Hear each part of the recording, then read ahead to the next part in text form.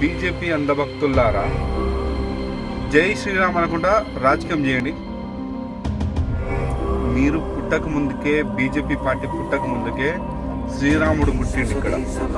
శ్రీరాముని దేశంలో ఉన్న ప్రతి హిందువు పూజిస్తూ ఉన్నాడు. దేవుళ్ళ పేరు చెప్పి రాజకీయం ఎందుకు చేస్తున్నారు మీరు? దివాళీలో అల్లి ఉన్నాడని చెప్పేసి హిందువులు పండుగలు చేయకుండా ఆగిపోయారా? రంజాన్లో రాముడు అని చెప్పేసి, శ్రీరామ్ అని చెప్పేసి, రామ అని చెప్పేసి ఉన్నందుకు వాళ్ళు చేయకుండా ఉండిపోయారా?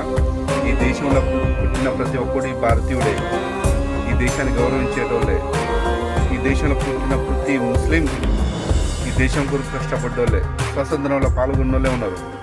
అదేవిధంగా ఏపీజే అబ్దుల్ కలాం గారు ముస్లిం. ఆయన తలుచుకుంటే హిందువుల మీద దాడి చేయాలనుకుంటే ఒక మిసైల్ తయారు చేసి పాకిస్తాన్ ఇవ్వకపోదా? మీకు దమ్ముంటే ఈ పార్లమెంట్ ఎలక్షన్లో జై శ్రీరామ్ అనుకుంటా, దేవుళ్ళని అడ్డు పెట్టకుండా రాజకీయం చేయండిరా మీరు. ఎందుకురా దొంగ రాజకీయాలు? దేవుళ్ళ పేరు మీద చేస్తారు. మీరు పుట్టక ముందుకే శ్రీరాముడు పుట్టిండు. శ్రీరాముని ఈ రాజ్యంలో ప్రతి ఒక్కరు పూజిస్తాడు.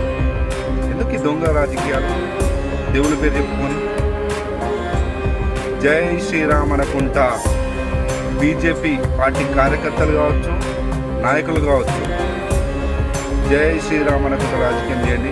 ఓట్లు అడగండి. మీరు మీకు దమ్ముంటే మీరు చేసిన అభివృద్ధి చూపించి ఓట్లు అడగండి రా మీరు.